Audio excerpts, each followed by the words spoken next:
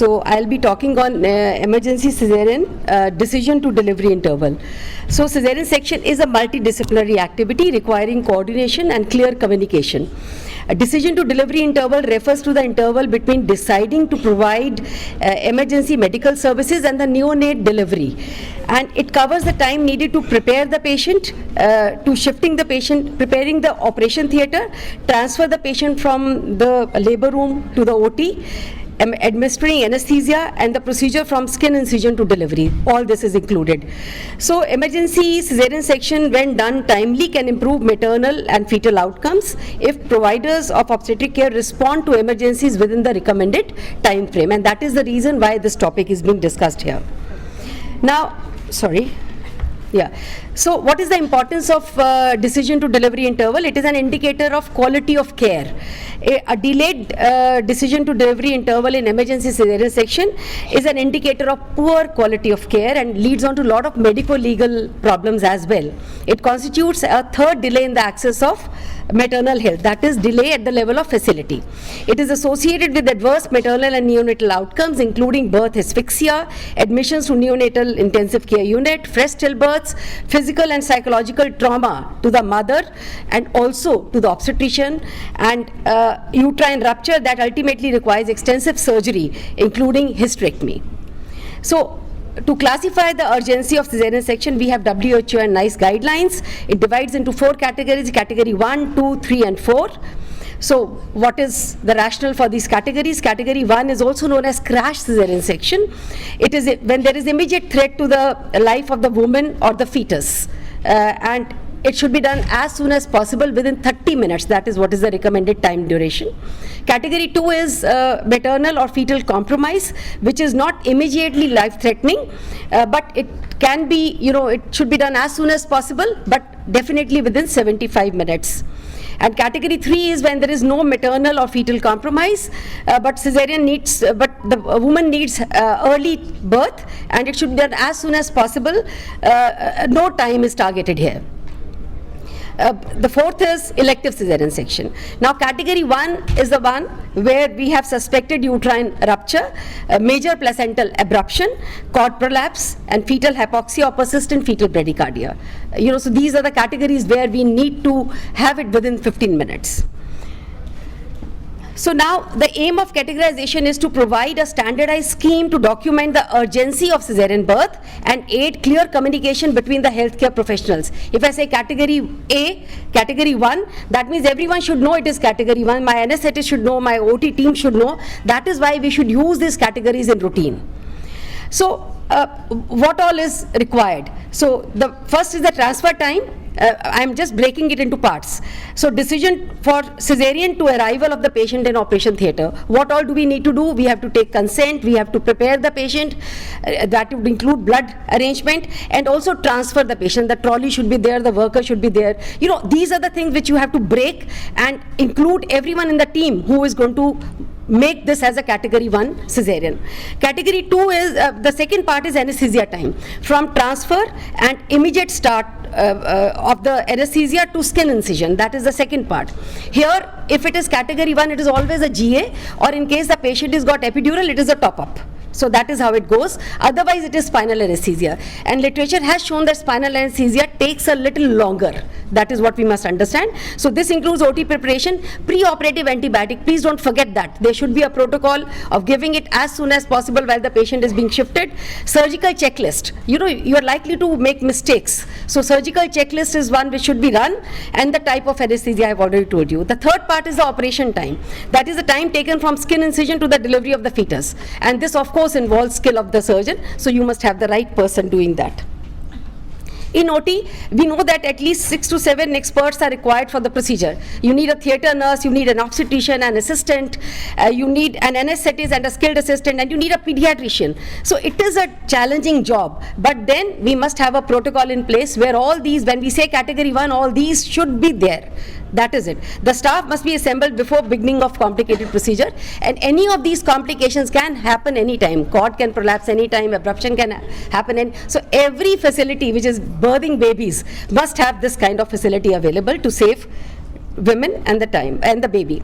An ideal decision to delivery time according to American College of Obstetricians and Gynecologists and also the Royal College is 30 minutes, although Germany says it is less than or equal to 20 minutes, right?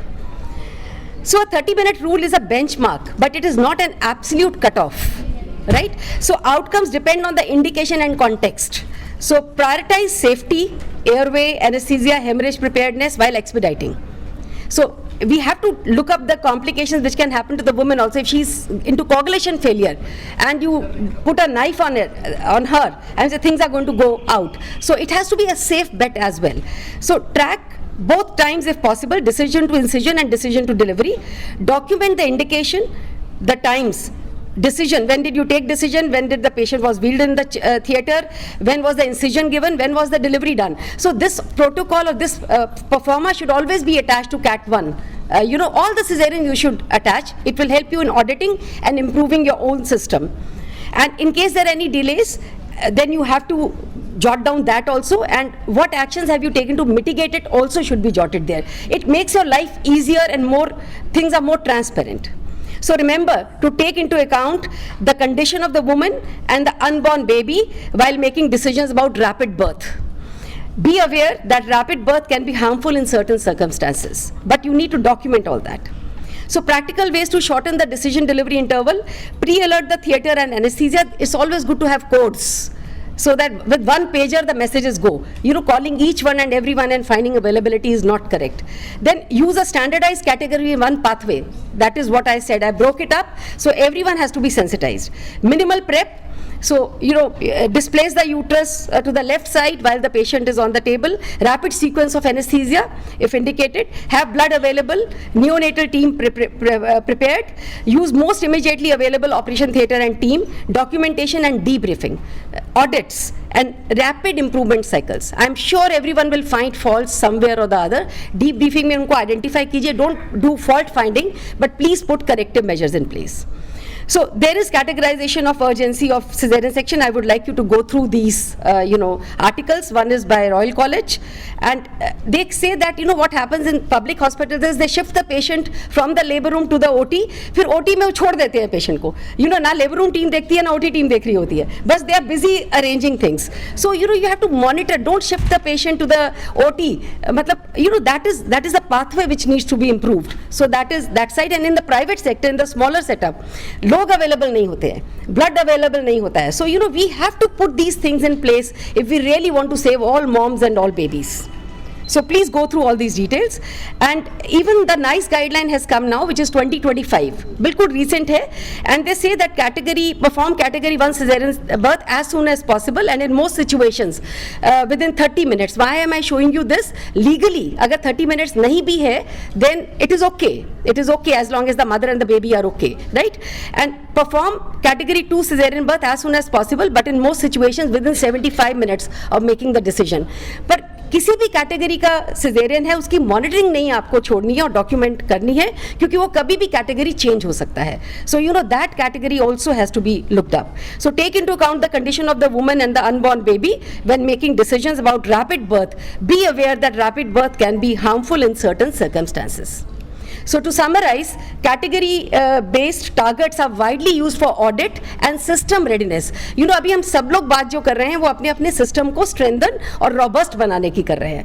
We all are doing our bit, but we can understand the chaos and confusion which gets created. So we are just helping each other out and making ourselves aware that if our systems are in place, lot of things can change. The outcomes can change. So the aim of decision delivery interval should be within 30 minutes for category 1, within 75 minutes for category 2. A 30-minute rule is a service capability and quality benchmark and not a strict legal or clinical standard for every case. Outcomes depend on indication severity of indication, maternal fetal condition and local logistics. Documentation of decision time, indication, escalation steps and any clinical factors affecting timing is essential for quality assurance and review. So to conclude, crash cesarean section is a psychologically traumatic experience for both the mother and the family. बिना बात के भी crash नहीं कर देना चाहिए. You know, that is what we need to understand. It is stressful for the doctors and the support staff. It has medico-legal litigation potential. It should be done as effectively and efficiently as possible to minimize anxiety and ensuring the safety of mother and a baby. Every birthing facility must monitor their decision to delivery interval for emergency CS as a key performance indicator. अगर हम monitor ही नहीं करेंगे, उसको measure नहीं करेंगे, तो हम कभी भी improve नहीं करेंगे. So the bottom line is what you can measure can be improved. If you can't measure a thing, you can't improve it.